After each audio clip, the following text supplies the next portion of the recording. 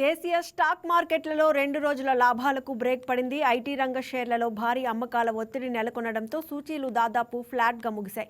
ట్రేడింగ్కు ముగిసే సమయానికి సెన్సెక్స్ 78.56 పాయింట్ల స్వల్ప లాభంతో 83,817 దగ్గర, నిఫ్టీ 48.45 పాయింట్లు పెరిగి 25,776 దగ్గర స్థిరపడ్డాయి. డాలర్తో పోలిస్తే రూపాయి మార్కం విలువ 9 పైసలు కోల్పోయి ₹90.41 దగ్గర స్థిరపడింది.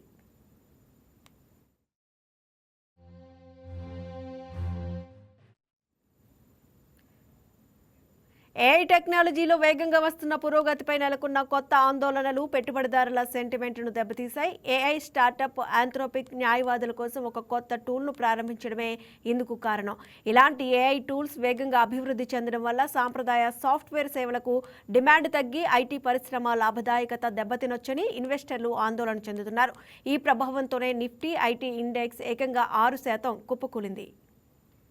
సెన్సెక్స్ స్టాక్స్లో Infosys, TCS, HCl, tech Mahindra షేర్లు నష్టాల్లో ముగిశాయి. Axis bank, Kotak Mahindra bank షేర్లు కూడా నష్టపోయాయి. మరోవైపు eternal, Trent, NTPC, power grid, Adani ports షేర్లు లాభపడ్డాయి. రంగాల వారీగా చూస్తే ఐటీతో పాటు ఫార్మా ఇండెక్స్ కూడా 0.34% నష్టపోయింది. ప్రధాన సూచీలు ఫ్లాట్గా ఉన్నప్పటికీ బ్రాడర్ మార్కెట్లో సానుకూల వాతావరణం కనిపించింది. Nifty mid cap index 0.63%, small cap index 1.27% లాభపడ్డాయి. నిఫ్టీ రోజంతా 25,680 నుంచి 25,820 మధ్య పరిమిత శ్రేణిలో కదలాడింది.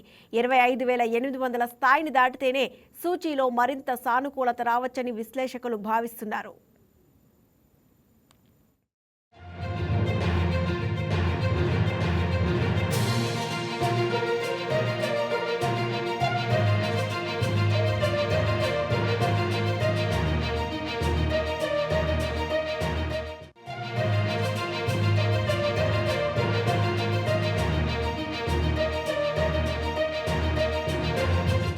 Please subscribe to YK TV Network. Please subscribe to YK TV. Please watch YK News. Don't forget to subscribe YK News channel.